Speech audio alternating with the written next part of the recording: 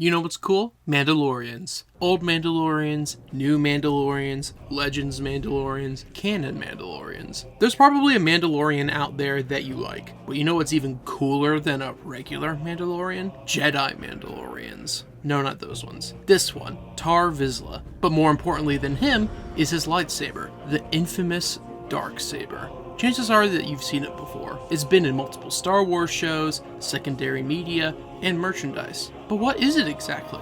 What's its history?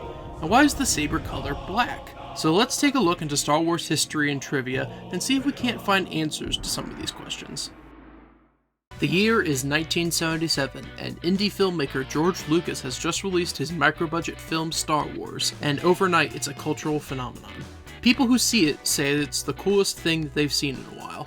We forget because we've been immersed in the Star Wars franchise for so long, but simple things like seeing the Tantive 4 being chased by the Devastator blew the minds of people who saw it for the first time. But the most iconic aspect of Star Wars wasn't the spaceships, or the aliens, or the dogfights. It was the lightsabers. At one point during Star Wars' development, they were a more common element in the film until Lucas decided to limit them to the Jedi characters in order to add to their presence. Early lightsabers are pretty fragile due to the process of creating them, and most of their presence comes from the special effects. Why are the sabers blue and red? Because the good guys get blue and the bad guys get red. Star Wars performs so well that it gets 2 sequels, The Empire Strikes Back and Return of the Jedi. In the last movie, Luke loses his saber after Vader gently disarms him, and we will never see his saber or his hand again. So in Return of the Jedi, he's built himself a new one in a scene that was cut from the final film, and he's based it off of Ben's in both design and color.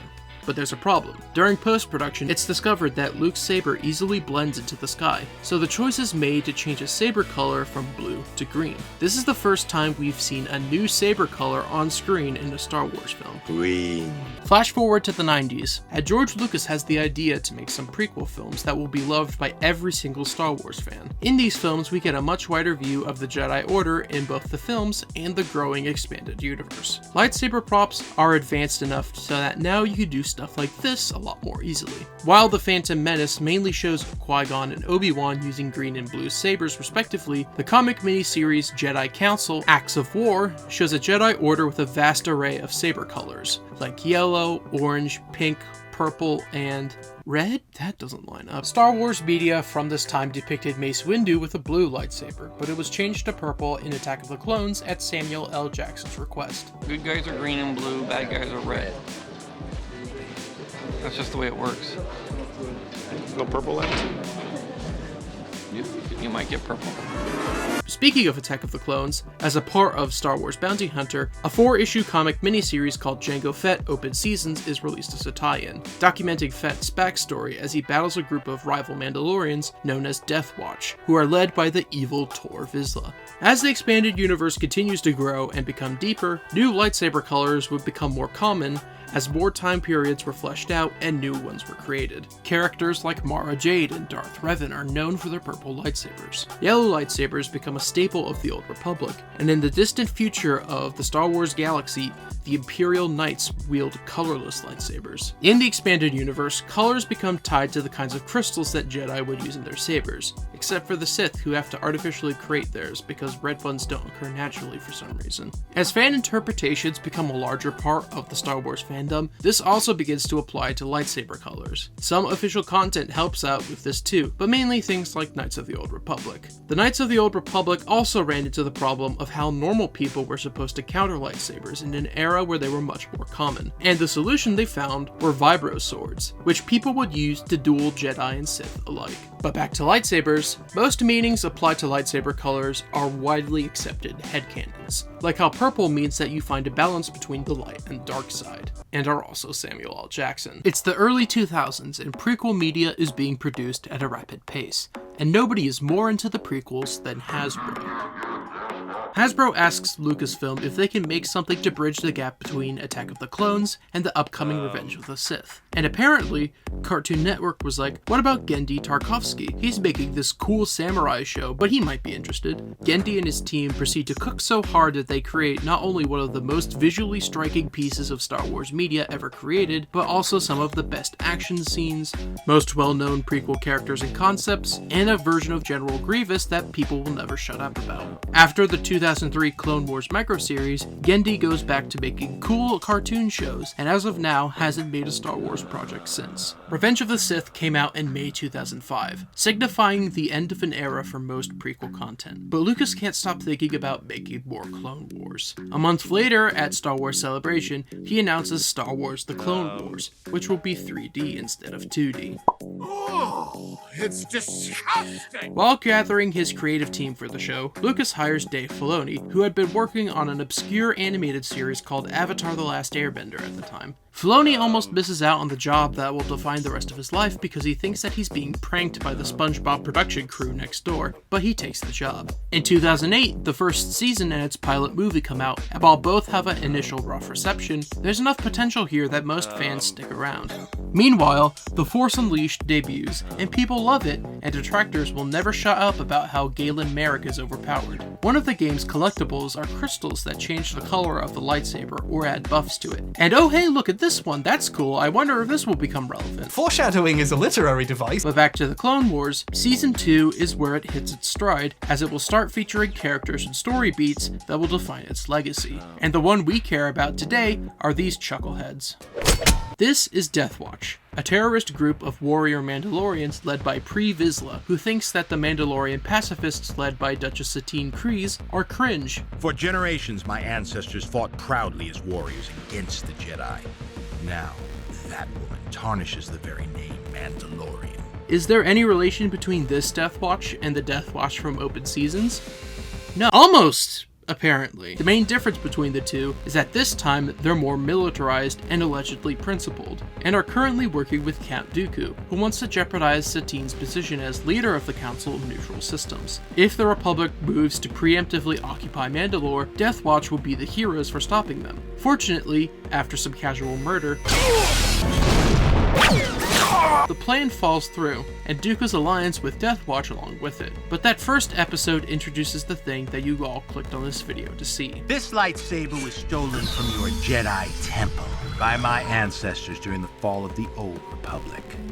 Since then, many Jedi have died upon its blade. Prepare yourself to join them.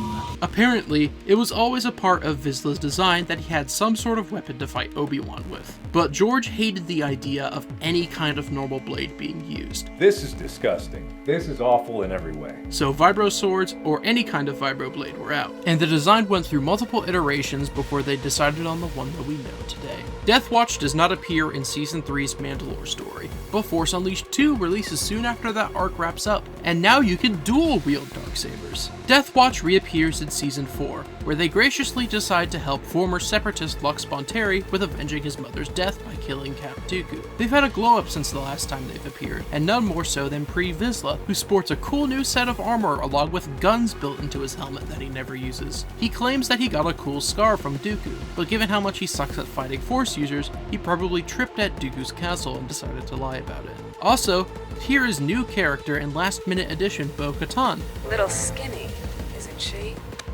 FBI, open up! Somehow Lux doesn't clue in from this until after he and Ahsoka see Death Watch torture, enslave, and kill innocent people, that they're bad guys. Welcome to Death Watch! Ahsoka deals significant losses to them, and they kick Vizsla's butt before they escape. There's also a comic where Death Watch decides to raid a temple for a Sith artifact, and Vizsla loses to a clone with a lightsaber. But we don't have time for that anymore because Darth Maul is alive, and he has a cool brother now. How did he survive being cut in half? Don't worry. A comic that will always be canon explains it. I thought you were dead. My death was greatly exaggerated. After narrowly avoiding looking like how he does in Old Wounds, being cured of being a spider, getting a new set of legs, and failing to kill Obi-Wan 2 separate times, multiple if you count comics, Maul and his brother Savage Opress are adrift in space, but are saved by an unlikely hero. Should we rub him out?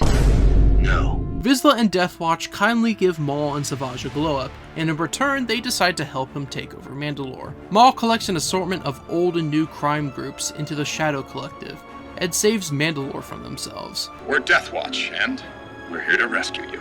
You have my thanks, soldier. No. Thank Pre Vizsla. Satine is overthrown, and Vizsla is installed in her place, who decides that it's time to betray Maul because betraying a Force user with no morals is definitely going to work out in his favor. The pair break out of prison, and Maul challenges Vizsla to a duel for the right to rule Mandalore. And because this guy never learns from his mistakes, he accepts.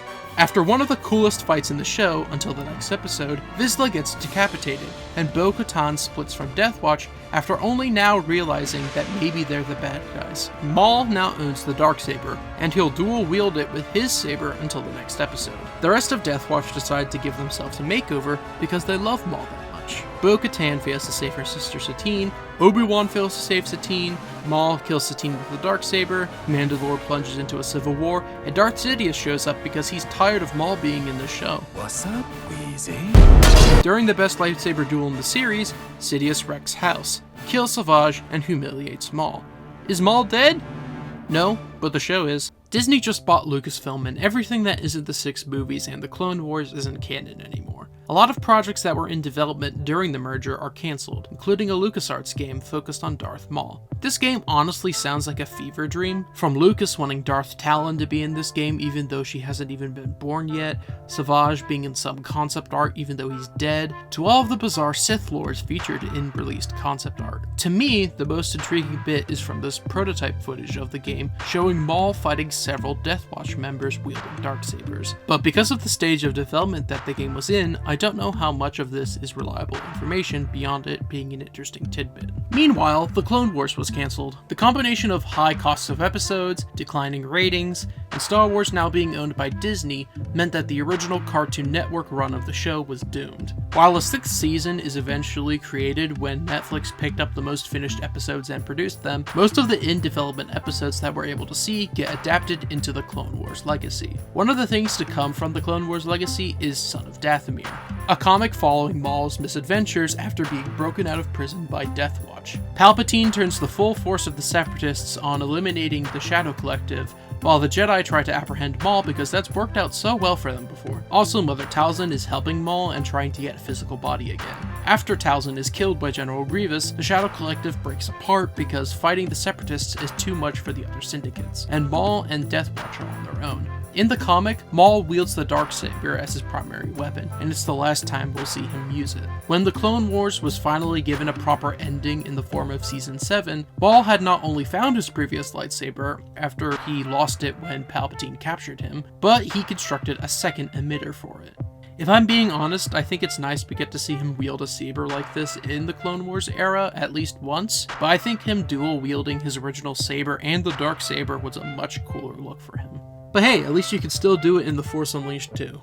But going back to the past rather than the future, we ended up getting Star Wars Rebels as the new animated show that took the spotlight in the fandom, premiering in October 2014. As you'd expect, because it's new Star Wars content, Rebels had a very rough reception by Star Wars fans, but especially because people saw it as directly replacing the mature and deep Clone Wars with typical Disney shenanigans. It's awful. It's awful! It's all of it, and every single one of them sucks! I've come to appreciate Rebels a lot more on rewatch, and even though the show did find its footing and provide legitimately good elements, it was never able to reach the same highs that the Clone Wars did. Whether or not it's because Lucas's absence from the franchise was felt in the show, or because Disney was a worse working environment for Filoni and his crew than Cartoon Network was, who's to say? It's time to talk about the funny black lightsaber. Because this was before the Clone Wars was renewed, Rebels took time to wrap up the stories of characters whose fates were ambiguous because of the note their stories ended on, and because they weren't in the movies, like Ahsoka and Rex. In Season 2, Ezra and Kanan are looking for a way to destroy the Sith and their Inquisitors, and end up consulting Master Yoda at the Jedi Temple on Lothal because of plot magic. Yoda ends up sending them and Ahsoka to Malachor to see what trying to defeat the Sith for selfish reasons leads to, and an Inquisitor they find there ends up bringing their Inquisitors there as well. Ezra falls down a hole and finds out that Darth Maul has been aura farming there since he accidentally crashed his ship, and a bunch of other stuff that hasn't happened yet. Call me. Things get weird pretty fast after he and Ezra find a Sith holocron beneath Malachor's Sith temple. The Jedi team up with Maul to defeat the Inquisitors. Maul betrays the group so he can use the holocron for himself and make Ezra his apprentice. Darth Vader shows up to kill all the Jedi. Also, the Pyramid is a super weapon that Maul wants to use against Palpatine because look at how effective it was at killing everyone before. My apprentice is activating the temple, or more precisely, this battle station. They fly now! They fly now! Fortunately, a freshly blinded Kanan knocks him off the pyramid, and he uses one of the dead Inquisitor's TIE fighters to escape. It's Season 3, and while more important things are happening in the galaxy, Maul is trying to kill Kenobi again because that's worked out so well for him before. Maul blackmails Ezra into helping him find Kenobi by taking his friends captive and dangling the promise of defeating the Sith over his head. The answers they seek coming from uniting the knowledge of the Jedi and Sith holocrons they both have. Both get a partial answer before the holocrons blow up. I said the holocrons blow up. There we go. In order to get a definitive answer, Maul goes back to live on his home world of Dathomir, and he blackmails Ezra into helping him again after he easily finds their rebel base and threatens to reveal its location to the Empire. Like any Star Wars fan, Maul has been hoarding memorabilia, including this monument to the Darksaber and the woman he killed with it. This is somehow not the last time that rebels throw Satine under the bus, by the way. You named your weapon after my sister? Maul and Ezra decide to ask some Night Sister ghosts for advice on where Obi-Wan is, and in exchange, they want their bodies. When Sabine and Kanan show up to help, they get possessed, and after an argument, Maul leaves to die in the best lightsaber duel in the show. After a tiny bit of genocide,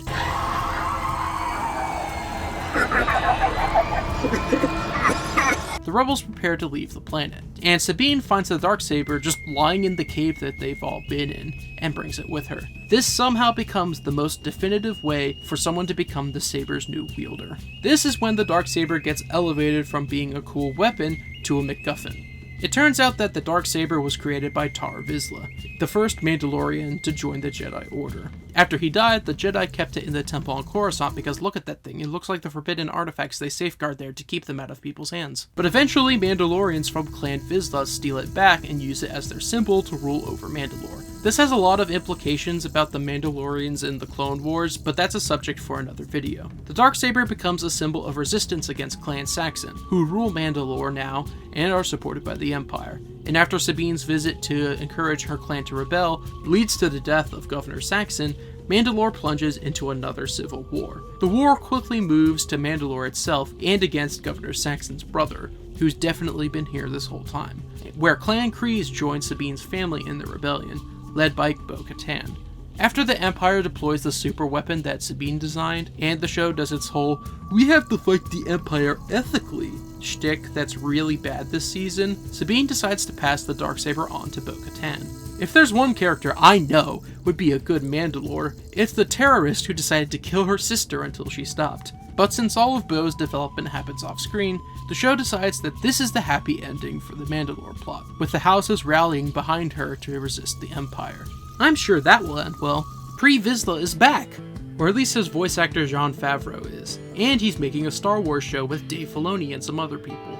He also plays Paz Vizsla, a brand new Vizsla character. I'm sure he'll stick around for just as long as Pre did. The first episode came out on November 12th, 2019, and so far The Mandalorian has run for 3 seasons. Compared to the other 2 shows we've looked at, The Mandalorian is unique because it gets worse with each subsequent season. Season 1 of The Mandalorian is the most grounded, which means that it has aged well considering the direction that the show and its spin-off went in. The Mandalorian is about Mandalorian Din Djarin, a bounty hunter who collects a bounty that will change his life forever, a merch machine named Grogu. After handing him over to an Imperial remnant, he realizes that giving a Force-sensitive baby to a bunch of space Nazis is probably a bad idea, and rescues him, and is subsequently chased across the galaxy by bounty hunters hired by his former client until he decides to team up with the friends he's made across the first season and head to Navarro to take them down. Turns out that there's more to this situation than it seems, because it turns out that the client is an expendable party working for Moff Gideon, and that Grogu has more importance than it first seemed. Fortunately, with the power of friendship, Mando and his friends take down the Imperials, and Gideon is presumed dead after Mando destroys his TIE fighter. Din's friends stay on Navarro in order to clean it up, while he decides to go take Grogu to the Jedi Order. And it turns out that Moff Gideon had the Darksaber this whole time. What do you mean? What do you mean?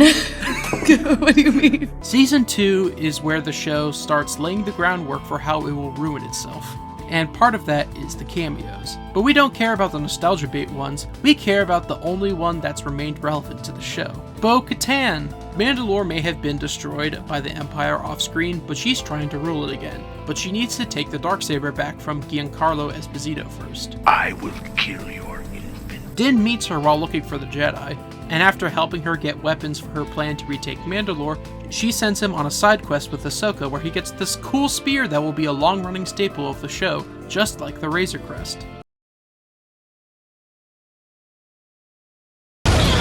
After an attempt to talk with the Jedi ends with Din meeting Boba Fett and Gideon stealing Grogu back, Din goes on a side quest with a Breaking Bad character to find out where Gus Fring is and retrieve him.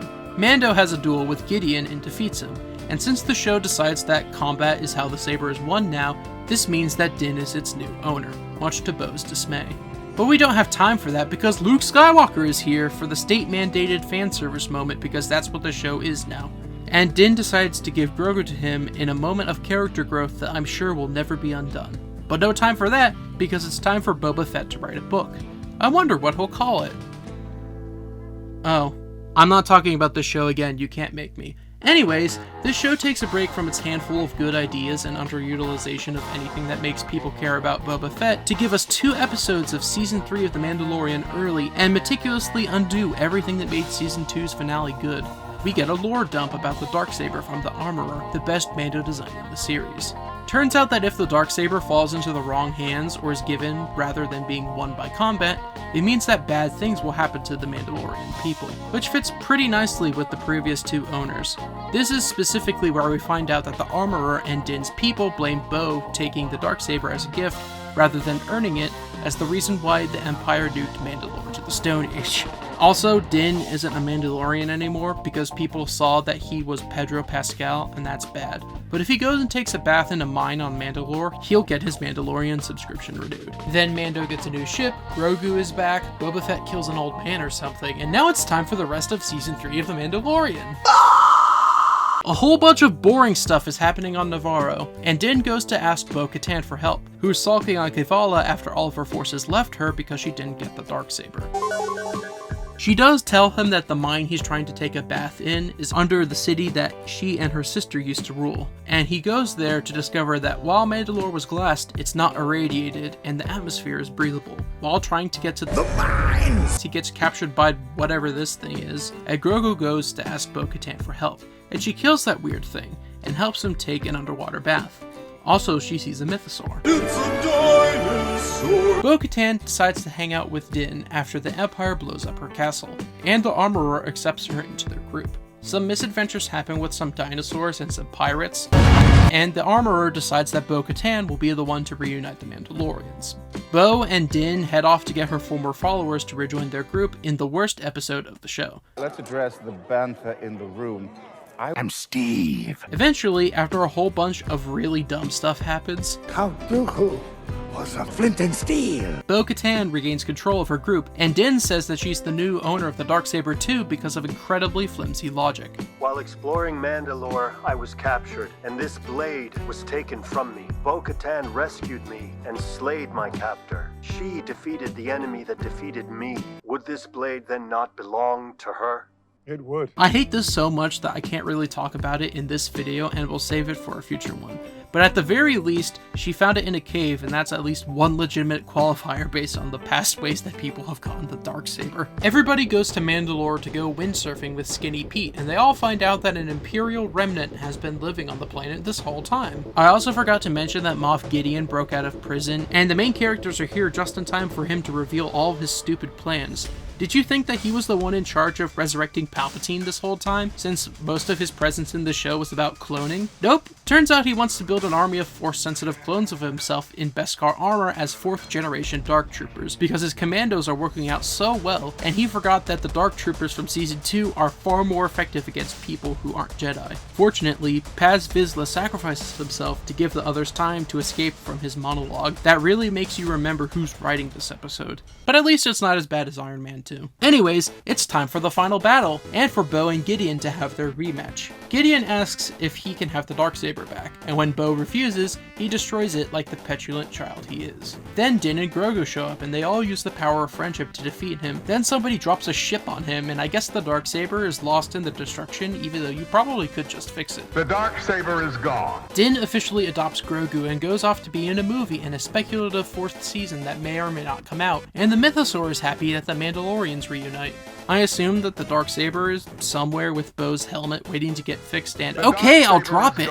And that is the Darksaber's most recent appearance in Star Wars content. But there is something I do want to circle back to before the video ends. The Darksaber is a perfect mix of interesting lore and stupid technicalities. It tries to tie itself into Mandalore's warrior mythology, while half the protagonists who get it that aren't evil are just gifted it. 2 of them just find it in a cave! While the warrior mythos stuff is at least cool and works in some contexts, it just doesn't gel with the fact that most of the more interesting wielders just want to give it to Bo-Katan. It's kind of fascinating that this all sprung up from a weapon that only exists because Lucas didn't like the idea of the funny swords from Legends. With all the iterations that the Darksaber went through, it's interesting that we ended up with the color black when we just as easily could have gotten a yellow or gold saber. We could have just gotten a vibroblade or similar weapon if George didn't just hate the concept of them. While the Darksaber having a black blade is a pretty cut and dry instance of rule of cool, just like similar sabers in the Force Unleashed games, I do want to see if it's possible to find an explanation for why the Darksaber looks like this. In canon, saber colors tend to reflect the user's connection to the Force. More common ones like blue and green are from natural connections, while red is from kyber crystals being bled by a dark side user.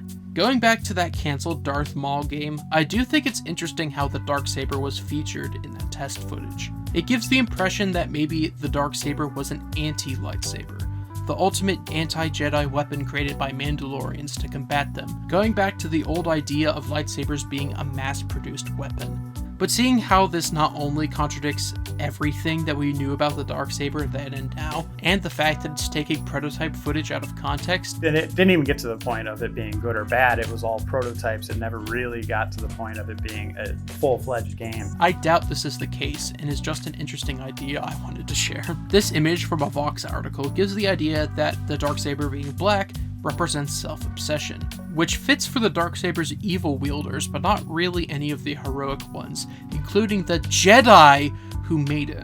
This Tumblr post offers the idea that people who use black sabers have a narrow view of the Force and tend to work alone, which fits better, but is still one that I don't think really fits. I think one of the cooler explanations floating around the internet comes from this user on Reddit, who thinks that the blade may be the result of the saber's kyber crystal interacting with the Beskar hilt.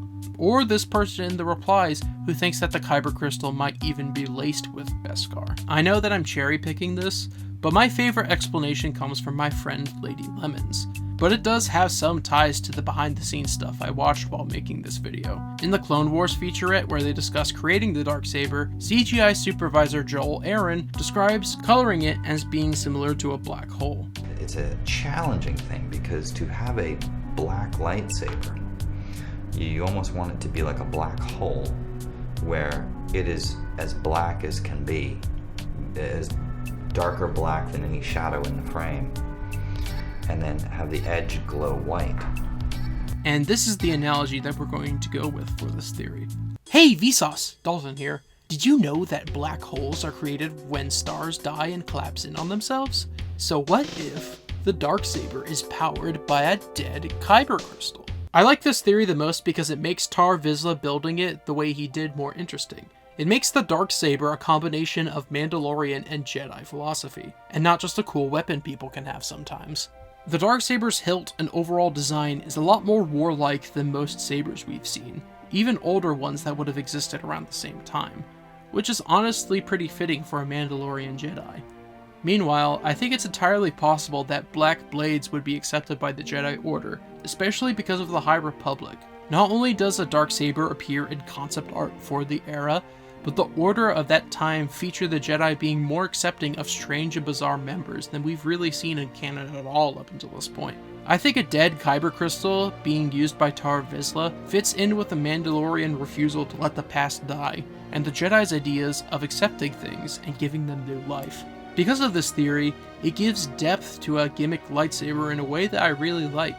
If canon ever actually decides to give us new Old Republic content, it could be pretty interesting to see a story following Tar as he builds his lightsaber or his time in the Order, especially since all we've really seen of him is a short flashback and this Forces of Destiny short, where we see a statue of him.